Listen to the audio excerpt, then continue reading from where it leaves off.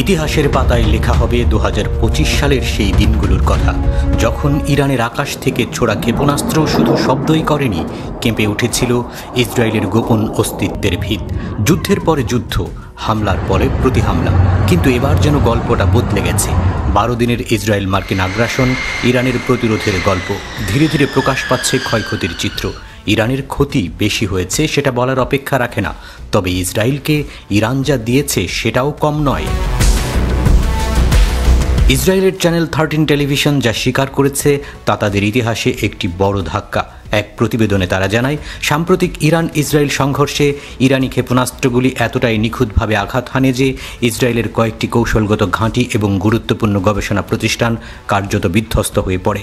এর মধ্যে রয়েছে বিশ্ববিখ্যাত ও অতি গোপনীয় ওয়েজম্যান ইনস্টিটিউট। তবে কতটা ক্ষতি হয়েছে, কতজন হতাহত হয়েছে তা এখনও সরকারিভাবে প্রকাশ করা হয়নি।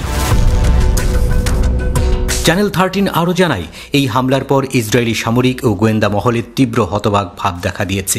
কেউ বিশ্বাসই করতে পারছিল না যে ইরানি ক্ষেপণাস্ত্রগুলো এতটা নির্ভুলভাবে লক্ষ্যবস্তুতে আঘাত হানতে পারে এবং এত বড় মাত্রার ক্ষয়ক্ষতি ঘটাতে সক্ষম।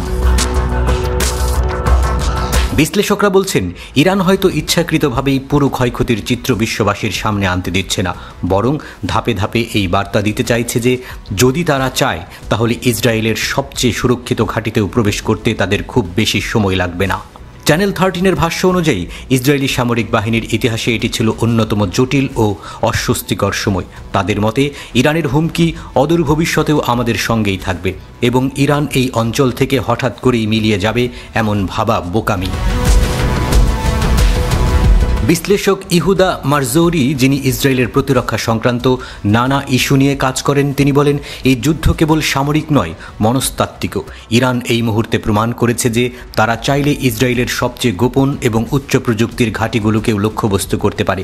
ওয়েজম্যান ইনস্টিটিউটের মতো একটি জায়গায় আঘাত হানা মানেই শুধু ক্ষেপণাস্ত্র নয়, গোয়েন্দা সক্ষমতারও অসাধারণ সমন্বয়। এদিকে ইসরায়েলি সামরিক বাহিনীর পক্ষ থেকে এখনও কোনো বিস্তারিত বিবৃতি না আসলেও স্থানীয় ও আন্তর্জাতিক পর্যবেক্ষকরা বলছেন, ধ্বংসস্তূপের মধ্যে লুকিয়ে রয়েছে ইসরায়েলি দুর্বলতার গল্প, যা তারা গোপন রাখতে মরিয়া।